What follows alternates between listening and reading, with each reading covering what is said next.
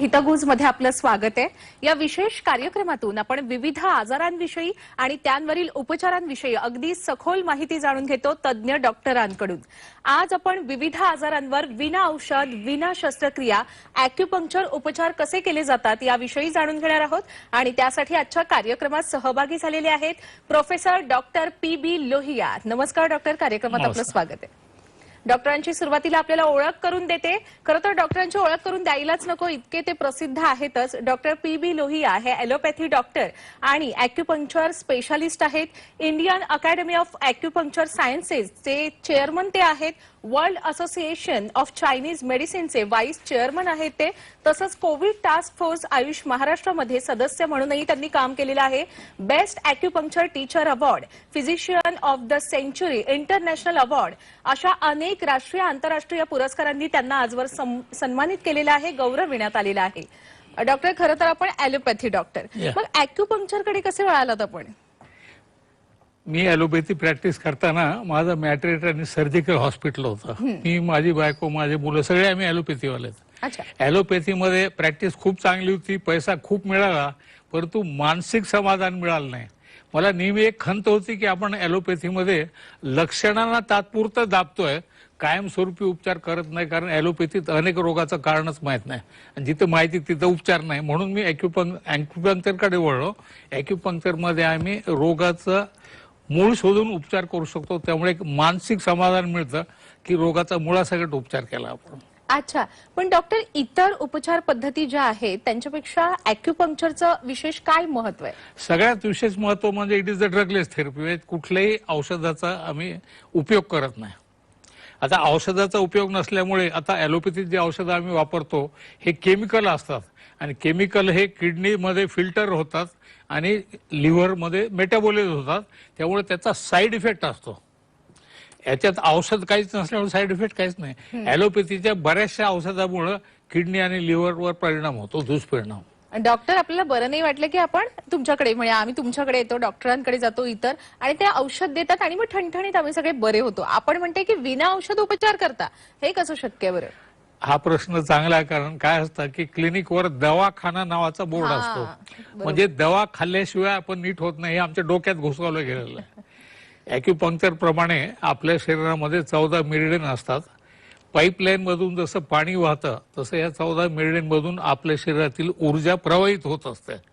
त्याच्यात काही कारणाने अडथळा झाला तर जिथे एनर्जी जात नाही तिथे पॅरालिसिस आहे, झिंजण्या येणं असे प्रकार होतात, आणि जिथे एनर्जी साचून राहते तिथं पेन होतो।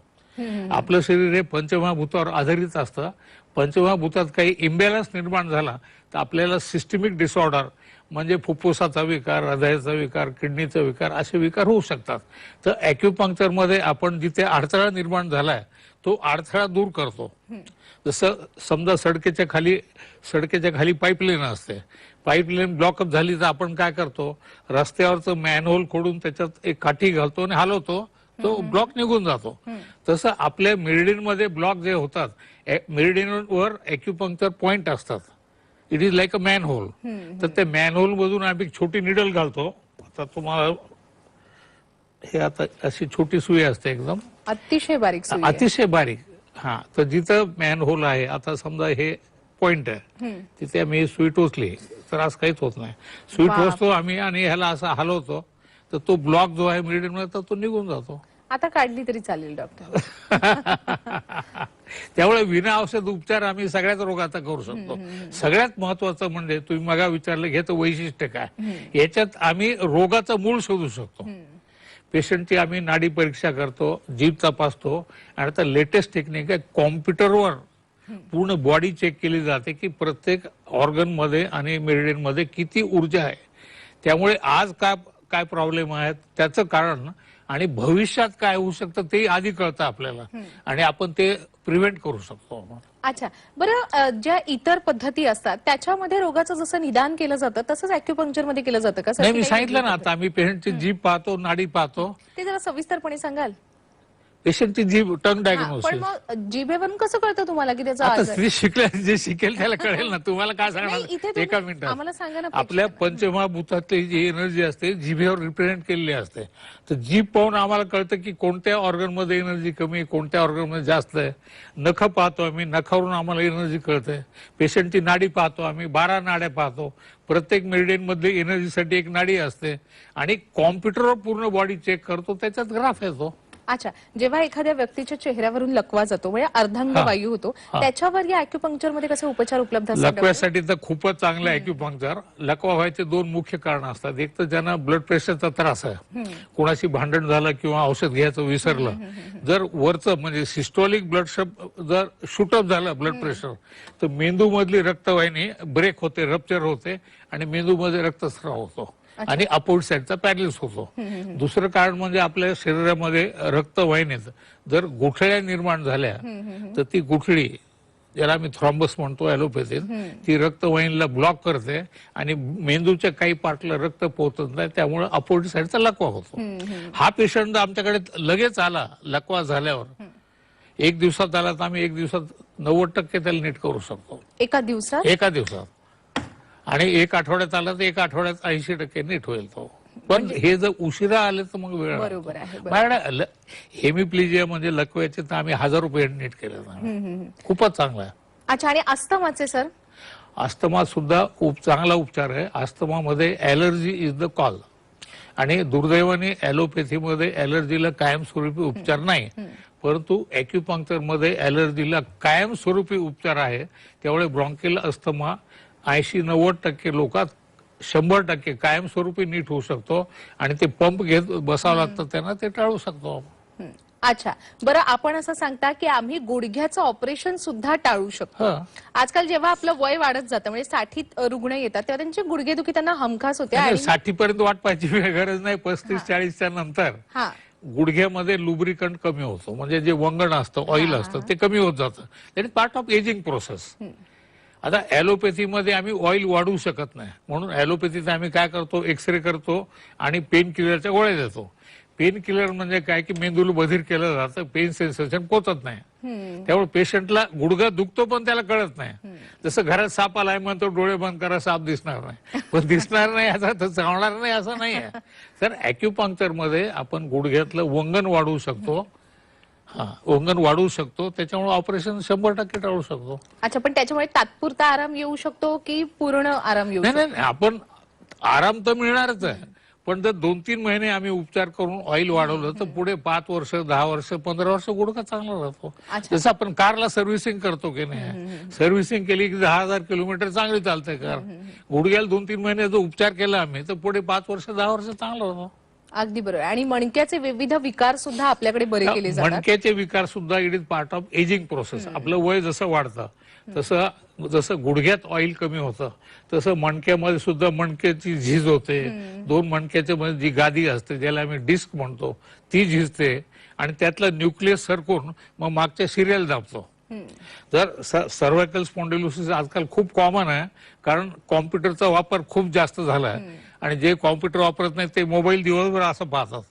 त्याच्यामुळे कमी वयामध्ये सर्व्हायकल स्पॉन्डिलोसिस, कमी वयामध्ये कमरेचं दुखणं म्हणजे लंबर स्पॉन्डिलोसिस, आणि हे वाढलं इथं समजा स्लिप डिस्क झाली तर हे दुखणं असं हातात येतं आणि हात हळूहळू बारीक होत जातो.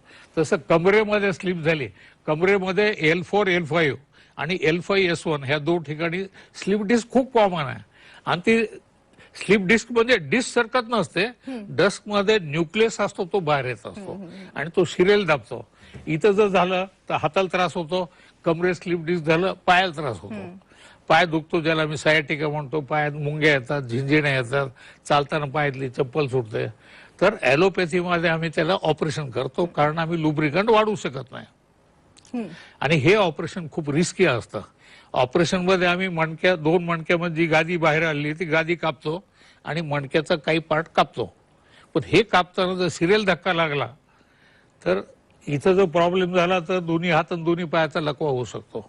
कमरेचं ऑपरेशन मध्ये काही प्रॉब्लेम झाला तर दोन्ही पाय लुळे होतात आणि लघवी, संडास आणि सेक्स कायमस्वरूपी जातं. हे रिस्की असतं ऑपरेशन.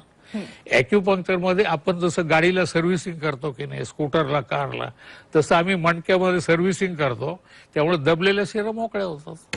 अच्छा, बरं, आपण मणक्याच्या विकारांबद्दल माहिती दिलेली आहे, गुडघ्याच्या विकारांबद्दल माहिती दिली आहे.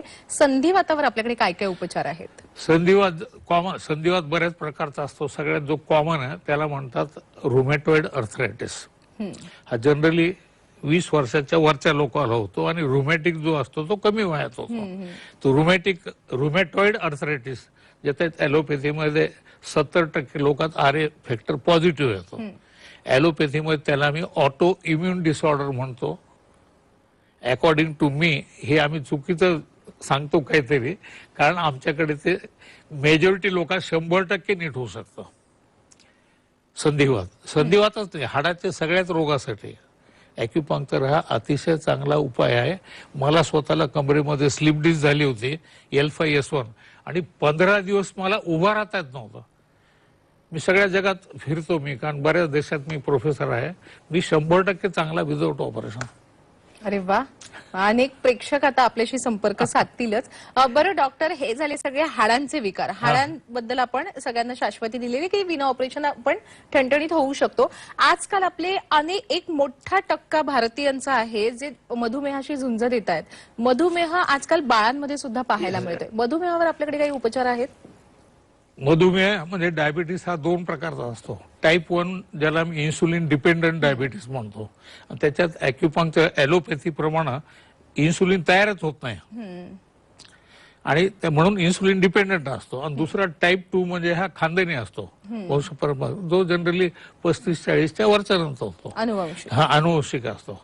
आता हा अनुवंशिक असल्यामुळे हा कायमस्वरूपी जाईल असा दावा आम्ही करत नाही, परंतु ॲक्युपंक्चरने आपण शरीरात इन्सुलिन जास्त सिक्रीट करावं शरीराने हा प्रयत्न करू शकतो.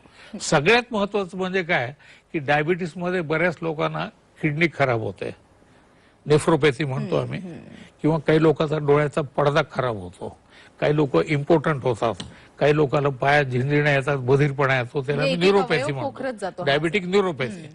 ते नेफ्रोपॅथी, न्यूरोपॅथी, रेटिनोपॅथी हे जे वेगवेगळे कॉम्प्लिकेशन आहे हे टाळण्यासाठी ॲक्युपंक्चर हा एकदम चांगला उपचार आहे. पण मधुमेहावर कसे उपचार केले जातात ॲक्युपंक्चरने? कसे म्हणजे सुयांच्या माध्यमातून? सुयांच्या माध्यमातून? हा, सुयाच्याच माध्यमातून. अच्छा, काही पॉइंट असतात की त्याला आम्ही हे केलं तर पॅन्क्रियाज इन्सुलिन तयार करतात. बरं डॉक्टर, आपण म्हणालात की मधुमेहामुळे एक अवयव आपला पोखरत जातो. काही जणांच्या डोळ्यांच्या पडद्याला सुद्धा त्रास होतो. रेटिनोपॅथी म्हणतो. ज्यांना मधुमेह नसेल त्यांना सुद्धा डोळ्यांचे काही विकार असेल तर त्याच्यावर सुद्धा आपल्याकडे उपचार आहेत? माझ्या अनुभवाप्रमाणे ॲलोपॅथीत आम्ही जे केमिकल खातो, मी मगाशी सांगितलं की लिव्हर आणि किडनीवर दुष्परिणाम होतात. अकॉर्डिंग टू ॲक्युपंक्चर लिव्हरची एनर्जी डोळ्याच्या पडद्याला आणि ऑप्टिक नर्वला जात असते. त्यामुळे ज्यांना डायबिटीस नाही आहे त्यांचं सुद्धा बाकीच्या गोळ्या खाल्ल्यामुळे किंवा इतर कारणामुळे त्यांची दृष्टी कमी होते, ऑप्टिक नर्व वीक होते किंवा डोळ्याचा पडदा खराब होतो, तो सुद्धा आम्ही ॲक्युपंक्चरने करतो ना. मी तर असं ऐकलंय की आपण ऐकण्याची क्षमता सुद्धा वाढवता लोकांची.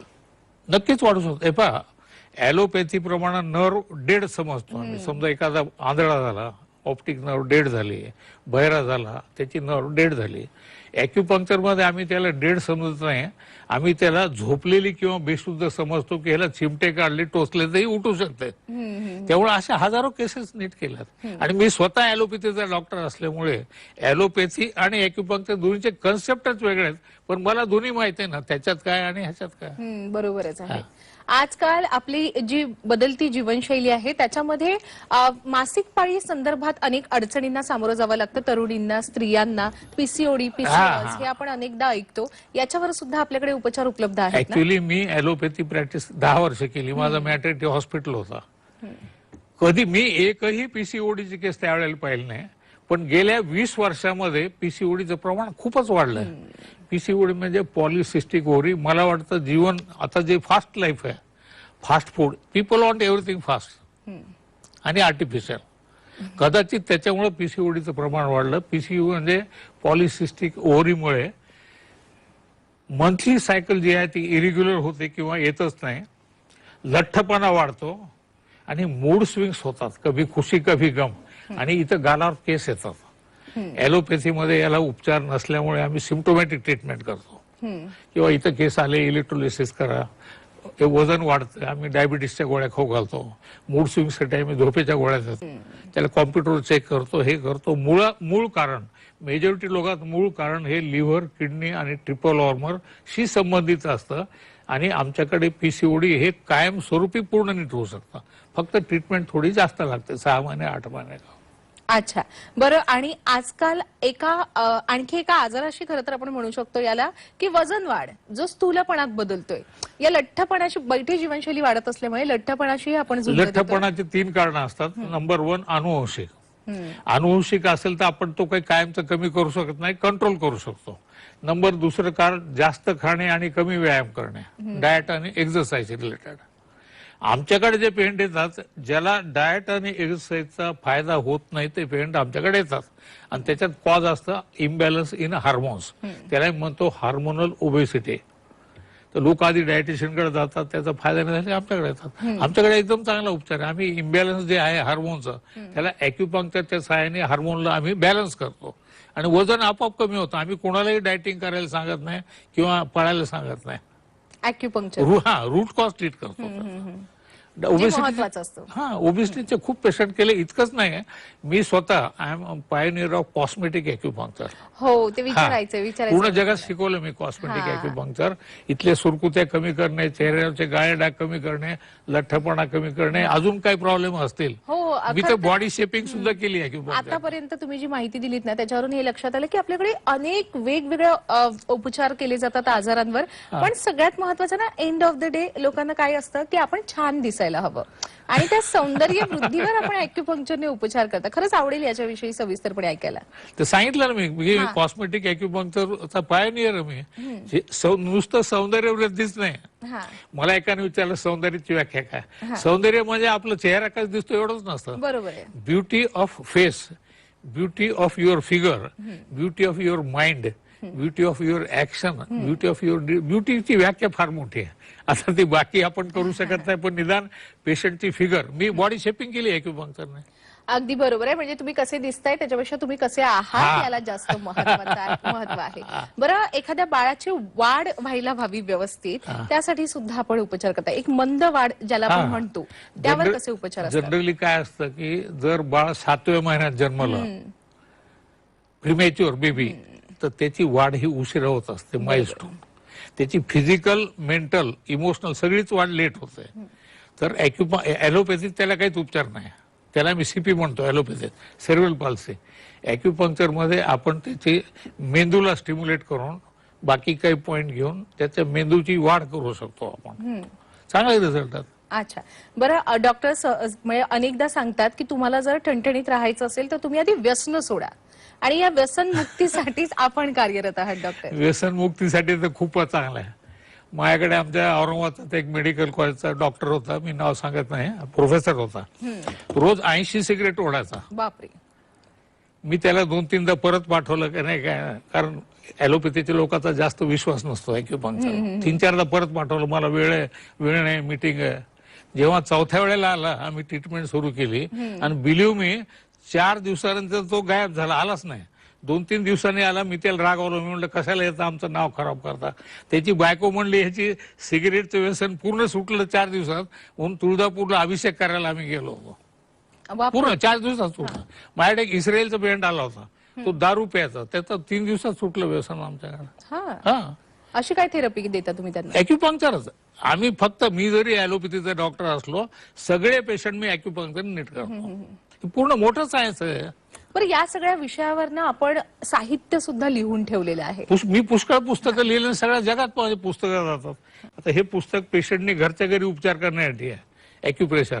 याच्यामध्ये हे मराठी, हिंदी, इंग्रजी, तेलुगू आणि इव्हन जर्मन भाषेत, मी जर्मनीत सुद्धा प्रसिद्ध केलं. 50 रोगाचा फक्त बोटाने दाबून घरच्या घरी उपचार. तर हे सगळ्याच भाषेत आहे, इंग्लिश, हिंदी, मराठी, सगळ्या भाषेत. हे गुजराती पुस्तक आहे. आणि माझे पुस्तकं बऱ्याच, म्हणजे पूर्ण जगात बऱ्याच विद्यापीठात टेक्स्ट बुक म्हणून वापरले जातात. हे ॲक्युपंक्चरचं टेक्स्ट बुक आहे डॉक्टरसाठी. हे ॲडव्हान्स ॲक्युपंक्चरचं पुस्तक आहे. बऱ्याच जगातल्या बऱ्याच विद्यापीठात माझे पुस्तकं टेक्स्ट बुक म्हणून वापरले जातात. हो, अगदीच अगदीच.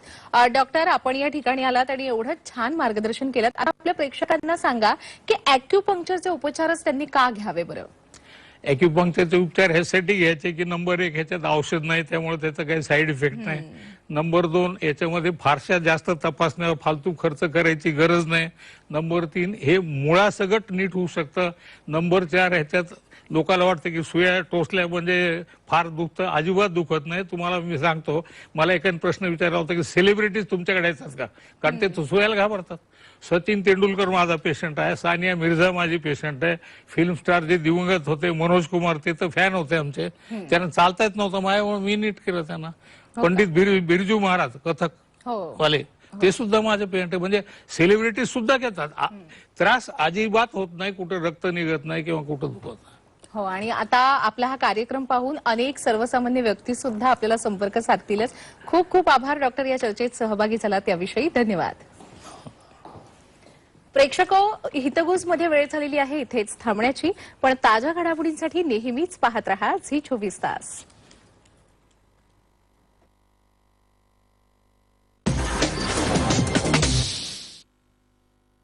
LIC पेश करता है जीवन लक्ष्य। पाएं जीवन बीमा आकर्षक मैच्योरिटी राशि के साथ एवं बीमित व्यक्ति के न रहने पर भविष्य में देय प्रीमियम भुगतान से माफी, सम एश्योर्ड के 10% का प्रतिवर्ष भुगतान पॉलिसी टर्म तक और पॉलिसी की मैच्योरिटी पर सम एश्योर्ड एवं बोनस का भुगतान। बच्चों की शिक्षा एवं अन्य जरूरतों को पूरा करे। LIC